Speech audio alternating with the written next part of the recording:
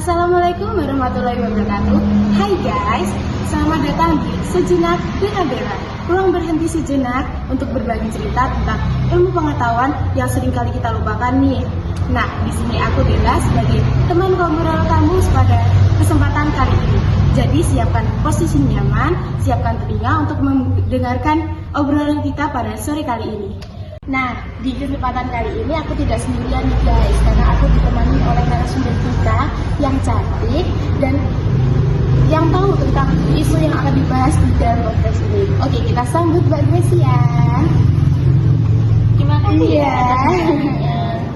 Oke, sebelum kita membahas lanjut lebih dalam tentang podcast kali ini, ada baiknya kita berkenalan dulu, karena kalau tak kenal maka tak sayang. Oke, silakan berkenalan dulu Mbak kepada penonton. Halo, jadi perkenalkan nama saya Gracia Valentina Tanti dari program studi Hukum Tata Negara pastinya. Iya. Kalau boleh tahu Mbak Gracia ini asal mana ya Mbak? Oh, asal saya dari Tulungagung, lebih tepatnya Desa Ngantru. Oke, yang kawan-kawan Ngantru nih pasti kenal dong oleh siapa ini narasumbernya, ya kan?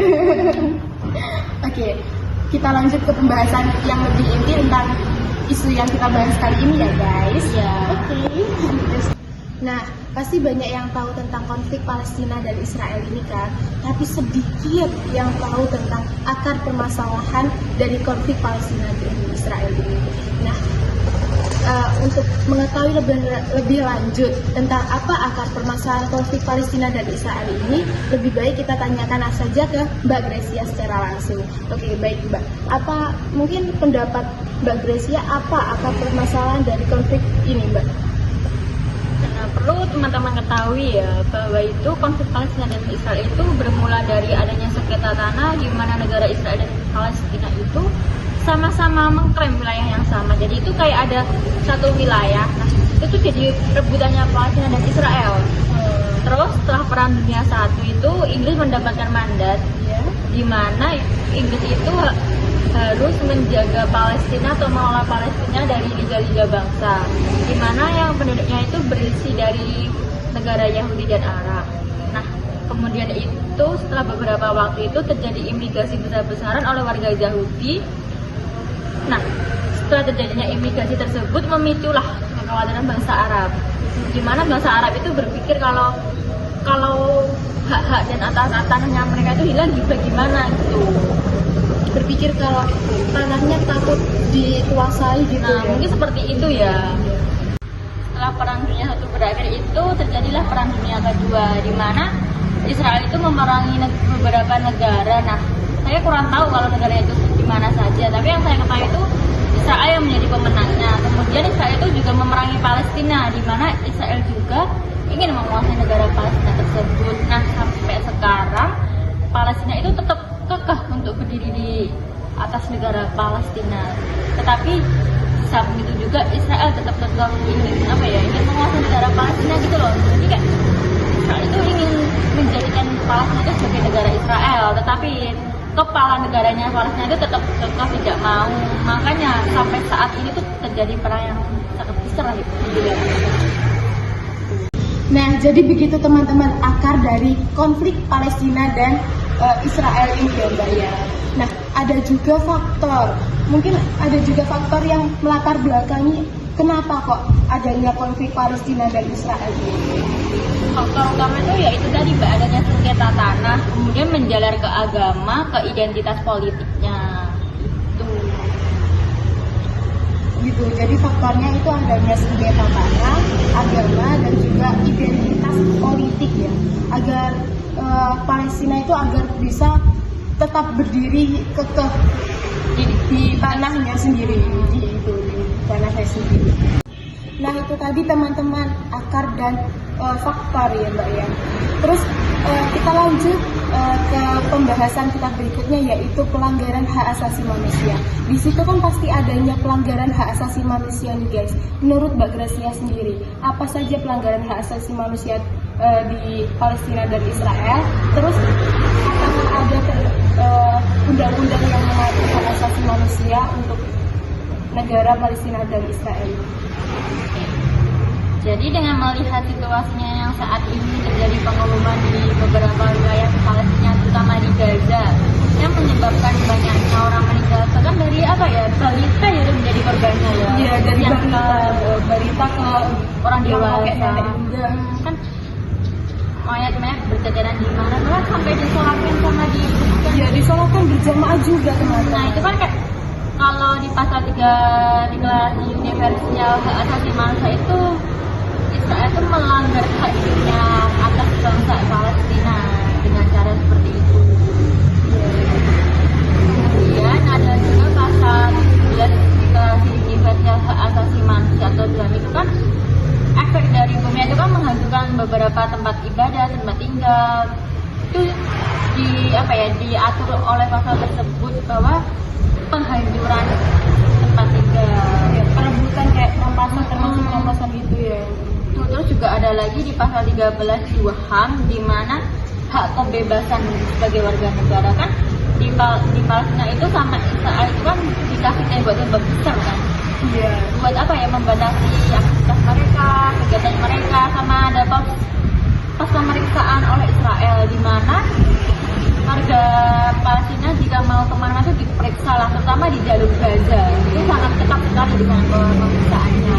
Bahkan itu sampai sumbangan-sumbangan itu dicek-cekin juga ya. Itu kan banyak donasi dari berbagai negara. Jadi donasi-donasi di situ itu nggak langsung bisa diterima oleh masyarakat Palestina teman-teman.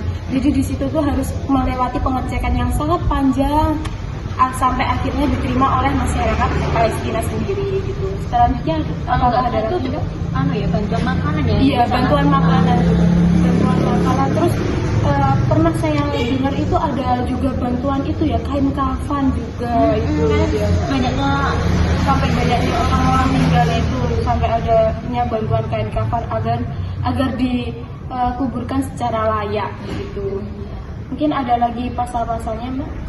Ya sih kalau menurut saya cuma itu aja yang diatur dalam Tuhan. Oke, jadi itu teman-teman pasal-pasal yang diatur di dalam Tuhan ya Mbak ya, Deklarasi Universal Hak Asasi Manusia. Konflik ini kan pastinya kan sangat-sangat besar ya, pastinya juga terdengar di negara-negara internasional. Nah, menurut Mbak Gracia sendiri, bagaimana dengan peran dunia internasional terhadap konflik Palestina dan Israel? Peran dunia internasional itu sangat signifikan ya, tapi itu kalau negara-negara itu secara nyata itu tidak berani untuk membantu Palestina oleh peperangan Israel itu, karena kan sangat menyebabkan efek yang sangat fatal sekali, bisa terkena imbasnya juga. Iya. Tapi negara Amerika Serikat itu mendukung Israel dengan cara memberikan bantuan dana dan senjata. Terus ada beberapa negara lainnya seperti Arab, Indonesia tuh kalau mendukung pihaknya Palestina ya, bukan pihaknya tapi lebih kayak iba ke Palestina dengan situasi Palestina seperti itu. Karena kan itu kan sebenarnya kan emang tanah Palestina gitu ya.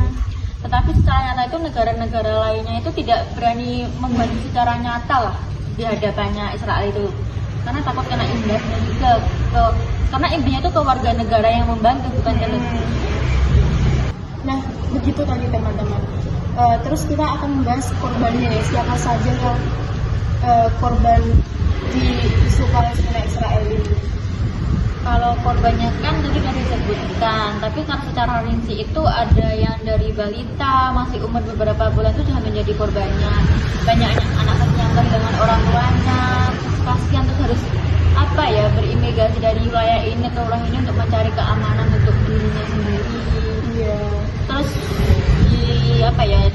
dikelilingi oleh orang-orang yang asing, kan juga banyak orang yang asing kan ya, kan bukan hanya satu daerah itu yang terkena efek dari bomnya Israel itu. Terus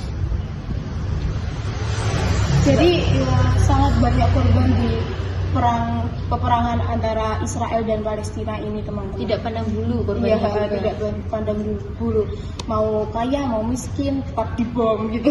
Iya kan Mbak? Terus apa ada prediksi jumlah korbannya ya Mbak? Sangat banyak ya tentunya. Kalau korbannya itu saya nggak bisa dihitung ya. sangat banyak, udah sejak awal abad ke-20 sampai sekarang loh, nggak ada ujungnya, belum tuntas juga. Pasti banyak sekali. Mungkin udah ribuan atau ya sudah tidak bisa. Atau negara Palestina tuh hampir habis ya kayaknya, akibat dari bom rudalnya itu. Ya. Warga Palestina dan Israel sendiri itu pastinya kayak takut lah ya. Apakah ada serangan dari Palestina ke Israel sendiri? Tentunya ada dari kelompok Hamas. Kelompok Hamas kan dari kelompoknya Palestina itu juga menyerang balik ke Israel. Tetapi yang dirasakan oleh warga Israel itu sangat kecil sekali. Efeknya itu lebih parah yang diterima oleh warga Palestina. Karena kan dari segi senjata saja itu sudah kewalahan gitu loh warga Palestina untuk melawan Israel. Israel saja kan sudah mendapat bantuan senjata dari negara yang begitu besar, yaitu Amerika Serikat. Apakah ada ujungnya ya Mbak konflik ini itu? Kalau dari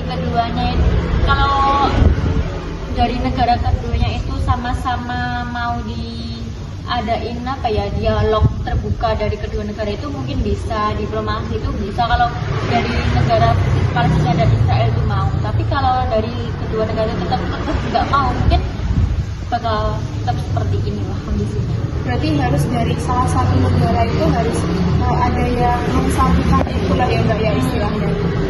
Jadi ada yang demi warga negaranya sih sebenarnya. Tapi itu kalau ada yang bilang juga kalau Palestina merdeka itu bakalan kiamat gitu. Nggak tahu ya. Sampai lah ya. Itu kan urusannya yang maha kuasa di atas sana lah. Iya, kalau gitu kan Lebih kasihan juga ya kita sebagai masyarakat satu dunia ya mungkin ya. Iya. Merasakan.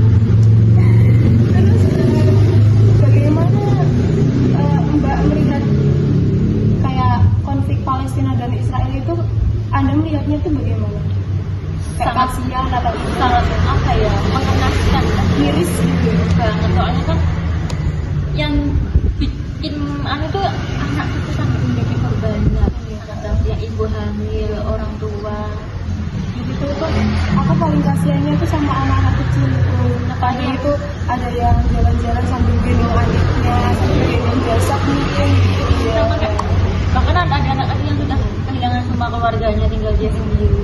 Jiwa ibu saya itu langsung meronta-ronta kayak pengen adopsi gitu, tapi nggak bisa, soalnya takutnya kalau diadopsi itu agamanya itu jadi turun gitu. Iya, makanya agama di sana agamanya sangat tinggi sekali. Sudah di penghujung acara nih teman-teman, aku mau tanya sedikit tentang Mbak Grecia. Mungkin apa solusi untuk masyarakat Israel dan Palestina? Tadi kan udah saya sebutkan dengan diplomasi atau dialog terbuka dari kedua negara. Tapi kalau setelah melakukan itu tetapi tidak ada ujungnya, mungkin dari salah satu negara baik dari Israel maupun Palestina harus mau mengalah, menurunkan egonya kepala negara. Dengan melihat kondisi warga negara Palestina udah seperti itu, banyak juga memakan korban, tempat, wilayah, mau diterusin sampai kapan juga udah banyak korbannya juga gitu. Terus untuk warga Israel itu, untuk kepala negara Israel itu, bagaimana kalau yang di posisi seperti itu warga negaranya, apa juga tidak mengenaskan gitu loh, kasihan kan? Iya. Kalau sampai keluarganya menjadi korban juga bagaimana? Mungkin ada sedikit pesan untuk warga Palestina, Mbak? Mungkin untuk saat ini warga Palestina harus banyak-banyak bersabar dan berdoa gitu. Soalnya kan masih belum dari kedua kepala negara aja belum saling ada kebijakan gitu loh untuk warga negaranya. Iya. Jadi kayak warga Palestina itu harus banyak-banyak bersabar gitu ya. Jadi cukup sekian podcast kita pada kali ini. Terima kasih Mbak Grecia sudah berkenan untuk membahas isu Palestina dan Israel kali ini ya Mbak.